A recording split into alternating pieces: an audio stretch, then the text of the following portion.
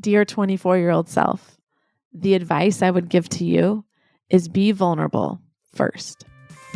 I'm your host, Tiffany Souter, and this is Scared Confident.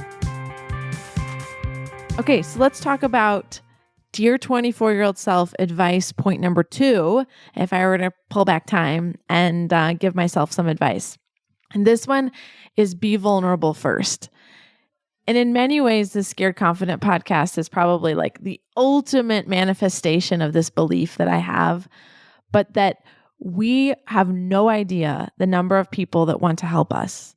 But the reason they don't is most often because we either don't know how to actually ask for or articulate what it is that we need, or the root of it is that we're too prideful.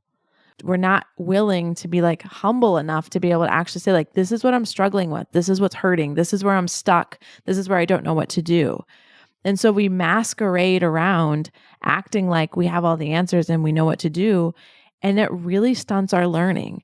I remember so specifically, I was in a meeting. I was probably 26, 27 years old, so early in my journey. And I was sitting across from this businessman that I just had a massive amount of respect for. He's just a giant in my head. And I was like nervous and excited to be meeting with him and to learn from him. And I was talking to him about Element 3, and he says, "So how was business?" And first of all, I was just like shocked that he asked me, because I was a service provider. Like most people just sort of want to get you out of their office as fast as possible. And he like stopped and asked me like, "No, really, like how are things going?"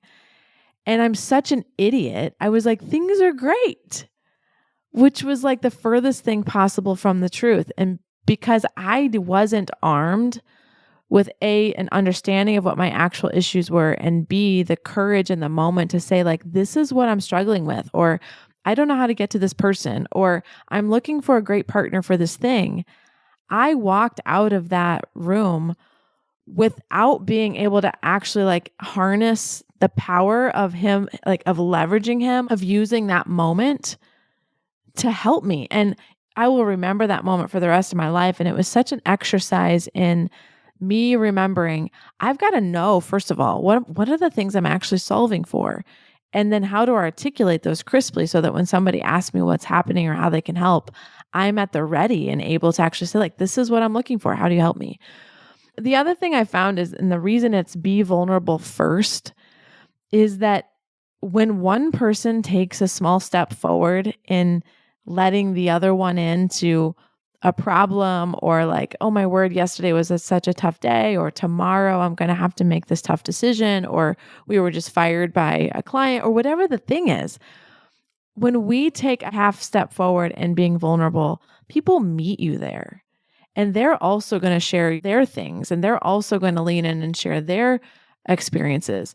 And that's where like real relational intimacy actually starts to happen. When we allow ourselves to stay at the surface level, or just talk about the positive things that are going on in our place and space, we never really get to a place where we have connection. And so I clearly exercise vulnerability intentionally. I think it's a muscle that when we practice it, we get more comfortable with it. We get more articulate with being able to say what it is that we need and want. And our ability to be vulnerable, I think, is an absolute precursor to the speed at which we're going to learn. And if we aren't learning every single day, we're never going to be able to get to the places and have the impact that we dream of. So I think it completely starts with a willingness and humility to be able to be vulnerable first. So what else is on your mind?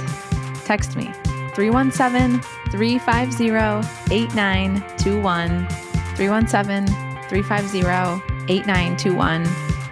And be sure to follow along on your favorite podcast app. Thanks for listening today.